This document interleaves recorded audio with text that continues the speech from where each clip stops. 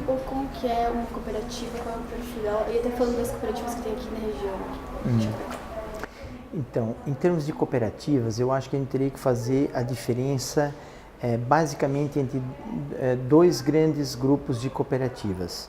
Uma são as cooperativas tradicionais, que são as grandes cooperativas que a gente conhece na região, como Cooperalfa, a Cooperiguaçu, a etc., né?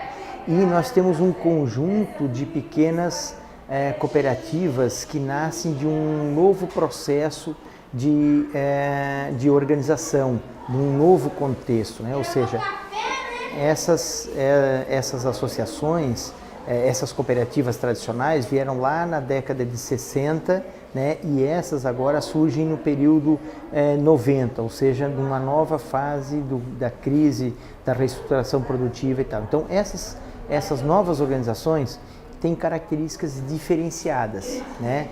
Entre elas enquanto cooperativas, né? São diferentes. Dentro desse grupo alternativo, a gente pode ainda verificar o seguinte: tem um conjunto delas que tem, vamos dizer assim, na perspectiva, a construção de uma outra economia, chamada economia solidária, né? Enquanto que outras ainda não têm esse grau de consciência, não compreendem isso e não se colocam na direção da construção de uma outra economia. Apenas se olham como uma organização diferenciada, né? Então, alguns elementos diferenciadores, né? E falando dessa economia solidária, essas cooperativas que são as cooperativas populares, qual é o impacto que ela traz para as pessoas que trabalham nessa economia solidária? Qual é? Então, veja, eu diria o seguinte, que qualquer uma dessas cooperativas, sendo uma forma de uma organização cooperativa, ela sempre acaba introduzindo elementos de novas relações sociais de produção. Ou seja, mesmo a Cooperalfa, por mais que ela reproduza elementos de uma organização capitalista tradicional, ela tem elementos diferenciadores nessas relações de produção. Tem funcionamentos, tem elementos dentro da sua organização e funcionamento que diferem, que são importantes, né? Essas alternativas, elas levam isso mais a fundo, né? Então, muda muito a relação entre os trabalhadores e dos trabalhadores para fora da organização, no mercado. Ou seja, eles estão preocupados em construir novas relações sociais de produção, que não são, vamos dizer assim, norteadas, não são dirigidas pela lógica do funcionamento da economia capitalista hegemônica hoje, né?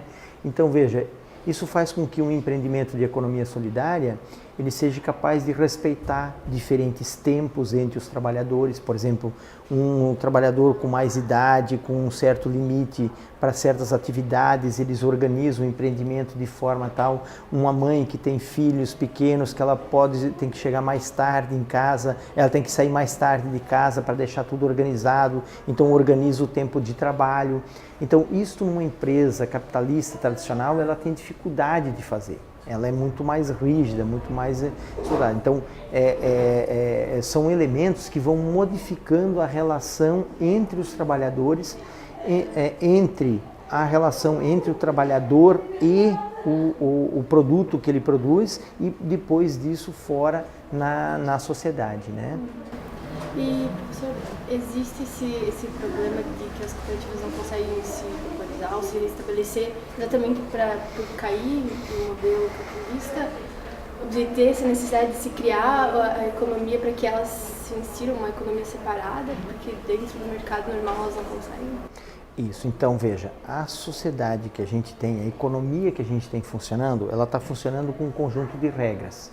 Essas regras, elas são construídas de acordo com o interesse do capital e não do social, das pessoas. Então, quando um empreendimento, ele constantemente ele tenta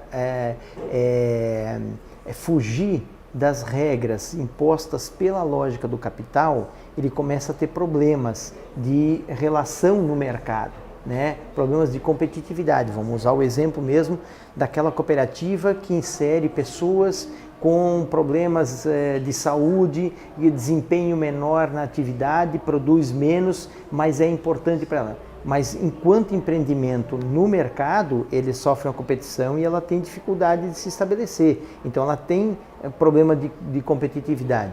Para você regular isto, você precisa estabelecer outros tipos de regras que valorizem a dimensão social no processo de produção. Então, esse tipo de empreendimento, e dependendo do grau deles, né, como o filme que a gente estava assistindo, que você pega as pessoas oriundas de processos psicossociais, com problemas psicossociais, quer dizer, a produtividade no trabalho dessas pessoas, ela é diferenciada. E se você não tiver regras que esse empreendimento possa estar no mercado, não vai ter a condição de competir no longo prazo, né? Porque vai ter limite de incorporação de tecnologia, vai ter limite de desempenho constante de cada um dos trabalhadores daquele empreendimento. Então você tem que criar regras que não podem ser restritas a um empreendimento, mas você tem que botar isso na regra do jogo geral de funcionamento da economia de um país, de uma região, para que esse empreendimento ele possa ter, vamos dizer assim, poder se estruturar e ter uma estabilidade também na parte econômica, não só na parte social, na relação entre eles, mas também na parte econômica.